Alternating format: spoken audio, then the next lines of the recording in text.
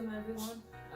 If you're a returning subscriber, viewer, welcome. If you're new here, welcome. For those who don't know me, my name is Tiara, aka TeeTee. And first and foremost, I want to apologize to you guys. You're going to hear a lot of noise in the background. Forgive me. It's my puppies. If you want to see them, I'll show you these wild things. Actually, let me show you. It's these weirdos right here.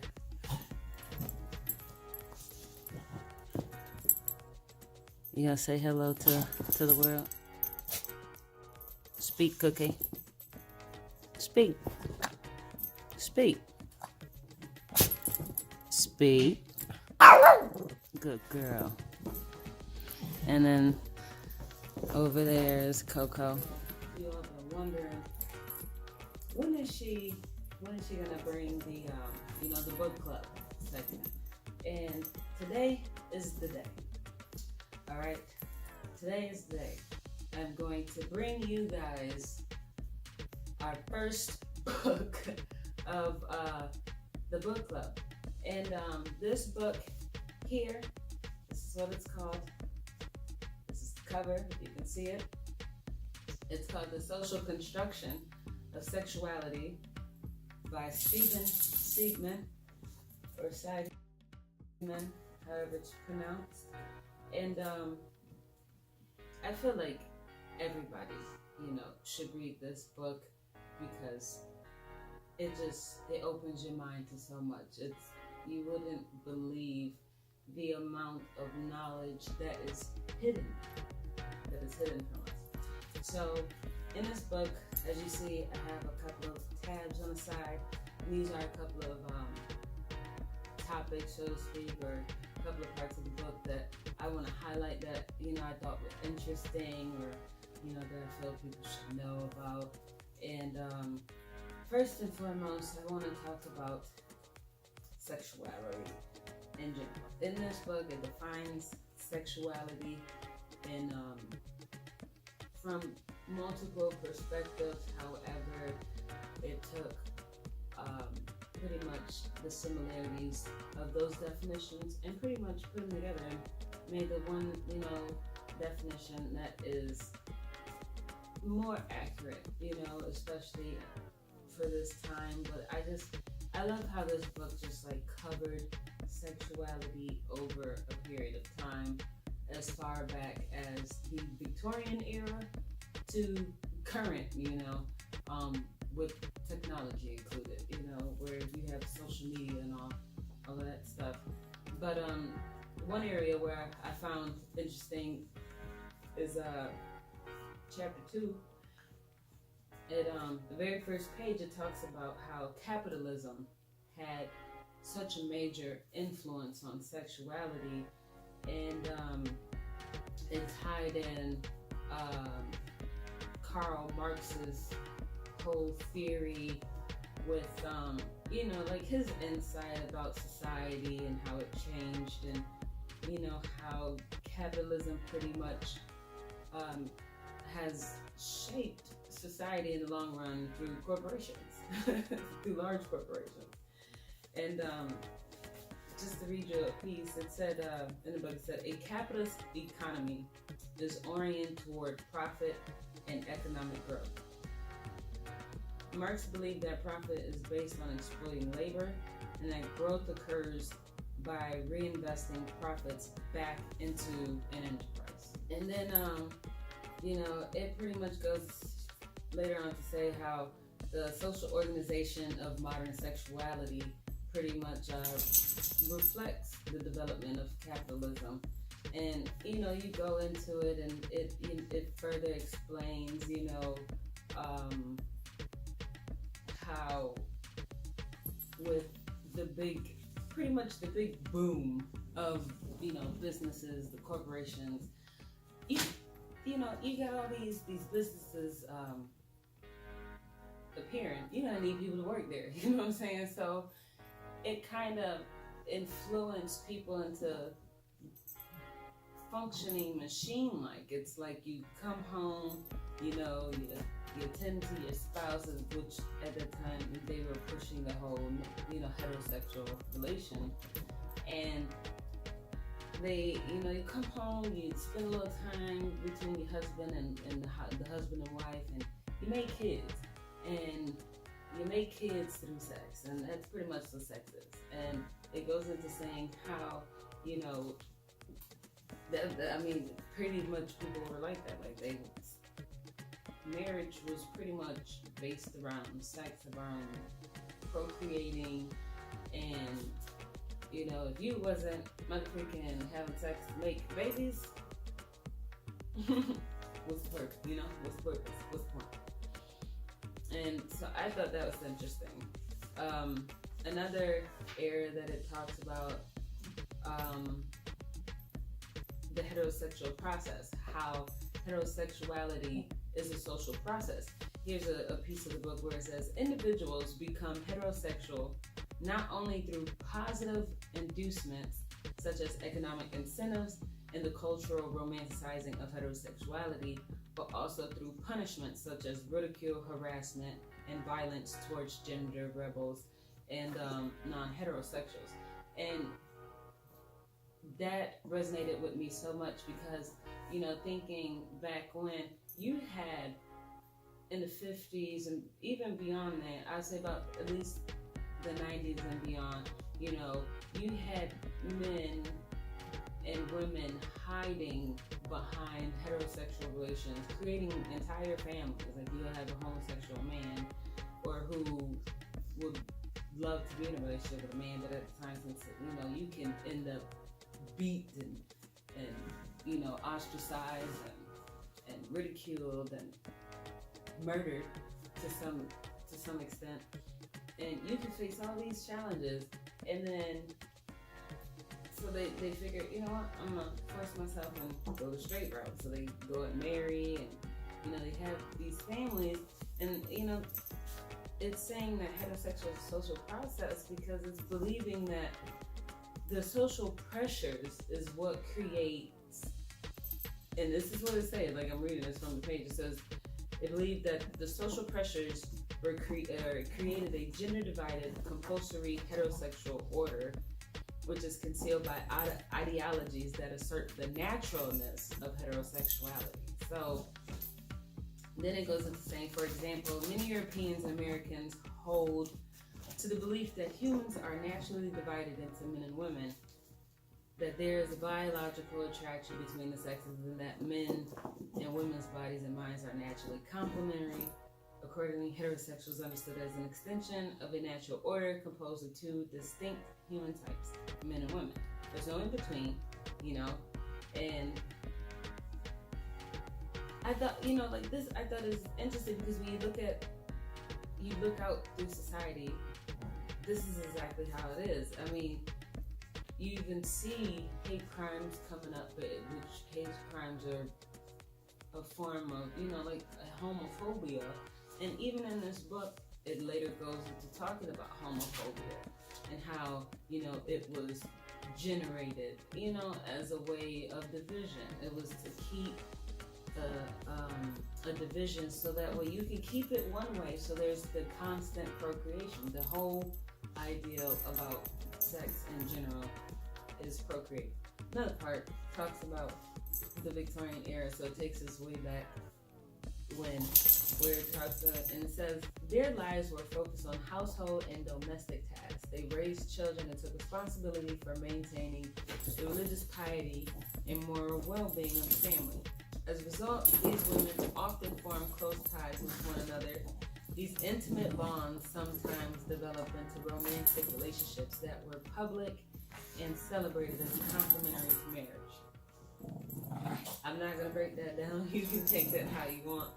But when I read that, I took that as the notion where people try to say it as homosexuality was like this new creation thing. Like it's new. And it's saying even in the Victorian era, like this stuff was common where women relied on each other, and women through that closeness, develop relation, like an attraction almost for, one another. And women were intimate. And that's where it explains in this book. And I think that's, that's something that people should know about. It even talks about, the development of gay men, where it talked about working class individuals were classified not as either heterosexual or homosexual, but as either normal men or fairies. And then it goes to say a masculine man who had sex with an effeminate man was not necessarily considered homosexual. It gives you an idea of what the views were in different times. In this era, this was the 1990s. It's just like, I think this is interesting because this book really it goes in through chronological order, pretty much, the transitions of, the views on sexuality. And that's why I feel like everyone should read this book, especially because people push this notion that heterosexuality is the norm. And this book broke it down to where heterosexuality, just like race, just like homosexuality, just like chair, the government, policies, all of it are social constructs. You know what I'm saying? So we created this stuff. We just made this up. How can heterosexuality be the norm when the term heterosexuality wasn't developed until, about 200 years ago? You see what I'm saying?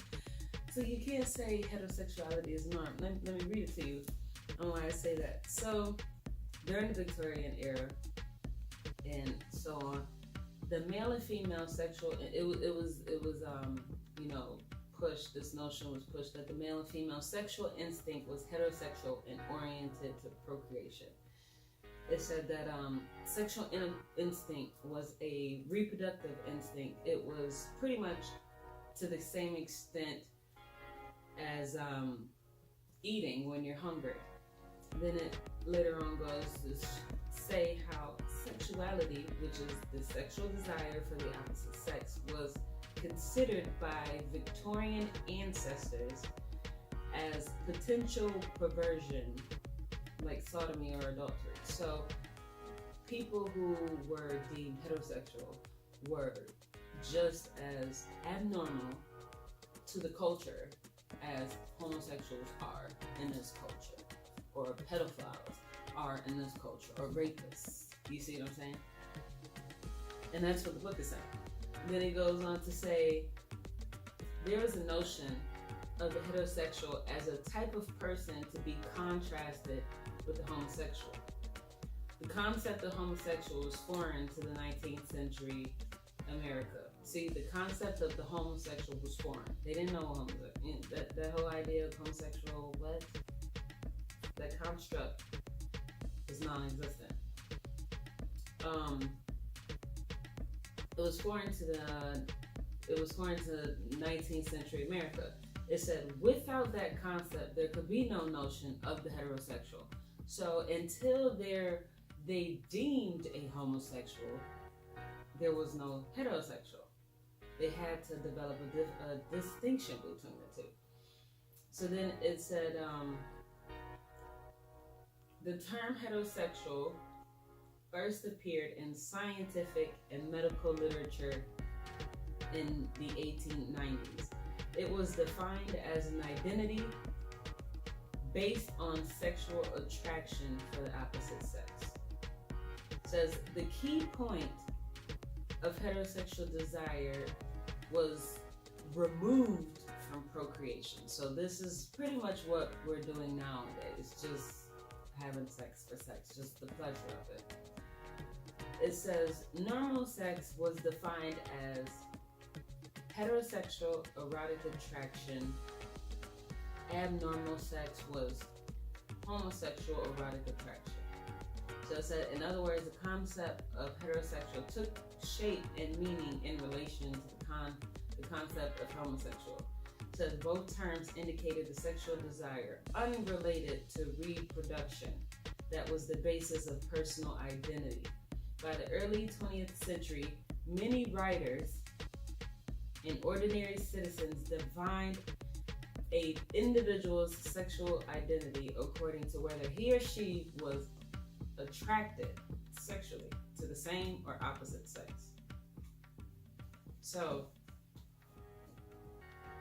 if you see there, that pretty much says that heterosexuality was deemed when, okay, it's like homosexuality came around. It's like, okay, homosexual. You have a man and a man, woman and a woman. Hold on. That can't work because reproduction is impossible. So that's wrong. We don't approve of that. But then it's like, but then you had the man and the woman, the opposite sexes, sexually attracted to each other, having sexual encounters outside of marriage, outside of reproduction, just fulfilling their pretty much hedonistic ability, their pleasure, their pretty much fulfilling their sexual desires. And so they were just having sex to have sex. There was no sex through marriage with, the intentions of reproducing. So this like, whoa, that's weird. So they put together the two Latin terms, heteros, and sexual or sexualis, and put those two terms together, different or opposing sexuality, and they deemed it, at the time it was considered a medical condition, like these people are heterosexuals, like something is wrong with them. They're having sex for pleasure. They don't want to have sex for the normal thing to do, which is to reproduce. And so this book changes your whole mindset on, your whole mindset, your whole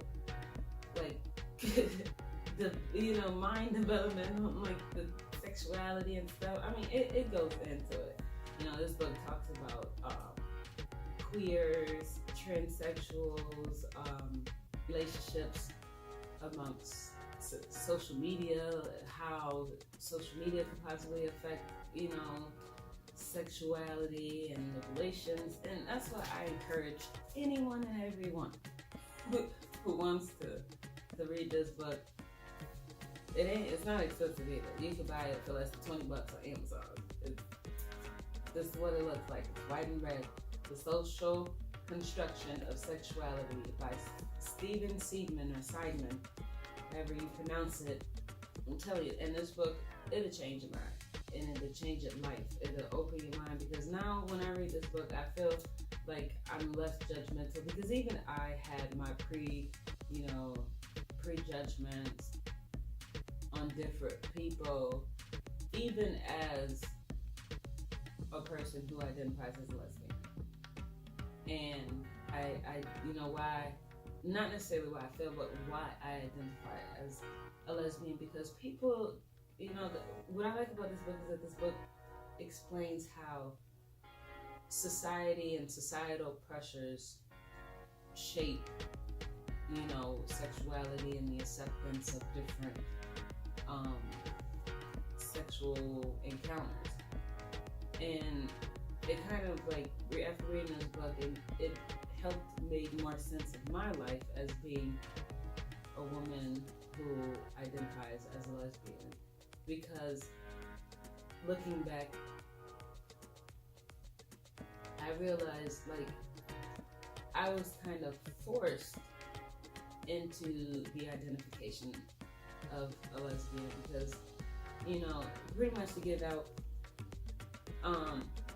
in 2000, when I first accepted, really accepted that I'm a homosexual woman, I believe it's late 2008, 2009 maybe. I know it was my junior year in high school. And I accepted it, you know. I was just like, okay, I'm a life of life girl, so maybe, you know, maybe I'm bisexual. So that's what I thought, like maybe I'm bisexual. And throughout my life, I just was like, oh, I'm bisexual, you know. Throughout the military, going in the military, I'm bisexual. And like, even in the military, you know, that time there was that whole don't ask, don't tell. But it was probably not even, probably 2 years into me serving, the appeal came. So, and I was really vocal about it beforehand, right before the appeal. And I think it was because it was in the words that people was just like, yeah, this isn't going anywhere. But, you know, I've always was like, I'm bisexual. But then what encouraged me to pick a side was the fact that people constantly ask, like, okay, you're bisexual. They assume that you can just teeter-totter back and forth. They're like, oh, you're bisexual, so that means that even though you're in a relationship with a female, you'll have sex with me. And it's like, no, it's like equivalent to you being in a relationship, you know, a heterosexual relationship. You wouldn't want your, you know, girlfriend or whatever having sex with other men just because she identifies as heterosexual. It's the same concept with me. Just because I identify as bisexual, I'm in a relationship with a female, does not mean like, oh yeah, other people are introduced, you know, they can be introduced into this whole affair. And it's just like, but people have these twisted, you know, views. That's how they thought. And I thought it was crazy, but a lot of people thought like that. And I dealt a lot with it when people find out that me and my wife, who at the time was my girlfriend, were dating. They're like, oh, you're dating? You want to have a threesome? What? Where we identify as bisexual, like we like guys, but we don't want everyone at the same time. Like, but, and then there's the whole, you know, well, if you're bisexual, then that means you're on the fence. So then you had those guys that was like, well, you like girls, but then you like guys too. So maybe I could just get you to come all the way over to the guys. Try me.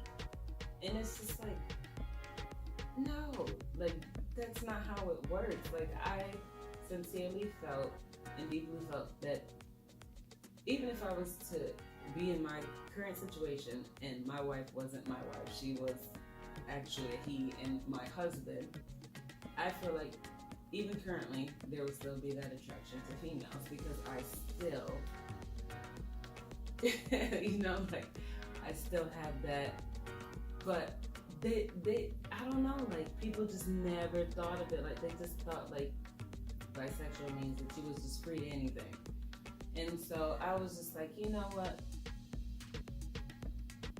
since people think that I'm confused, you know, because I'm bisexual, let me just choose a side. I don't strictly like guys, I do like females. So, and there's no way I could claim straight and be with a female. So I was like, you know what? I'm just gonna identify as a lesbian. And that's when I took the turn and started identifying, because it's society put those, and even to this day, like I couldn't, if someone was, are you still attracted to guys? Is your mind ready for that conversation? Like, I don't know. But let me know what you think. If you read the book, you know, let me know in the comment section your thoughts on the book, your thoughts on what I said, you know, anything, everything. If you haven't done so, make sure you subscribe to this channel, like, comment, share, do what you please, dislike if you wanna. But yeah, I'm just trying to spread some knowledge, you know. I thought this book was interesting. It opened my mind to some stuff, and I believe that it can open other people's minds. And for those who are like me, that your sexuality is complex and you're looking for answers, maybe this can help you out of it, you know, because this book definitely brought some insight and some assistance to me. So I just want to put that out there. And then for anybody who's curious, because it's not like it's a book for gay people. It's a book for anybody who's willing to know and learn the history of sexuality. So, peace. Love you guys. Oh, and then I don't want to just leave like that. I just want to say, keep your head up, man. We're going into election time. You're gonna have, and we've already had so many people pop up about this presidential election. It's gonna get stressful. You know, you're gonna have people talking crazy the closer we get to election. So I just want to say, man, smoke a blunt if you have to. Like, just chill out, calm down, give God some praise. Make sure you pray. You know, woosah, just chill. You know, don't let it get to you. Always remember, life could be worse. You can get through it. Life is stressful for everybody. You're not the only person that goes through. And if you need somebody, you know, there's so many channels. If you had the access, Google it. You know, there's so many hotlines. If you're feeling stressed, depressed, anything of the sort, you just want somebody to talk to. There's plenty of people out there. And I know that sometimes when we get in our situations, our little funks, we feel alone. Not alone. There's actually people out there who is concerned, concerned about us. And if something was happening to us, they would hurt, tremendously. So keep your head up, stay blessed. One love.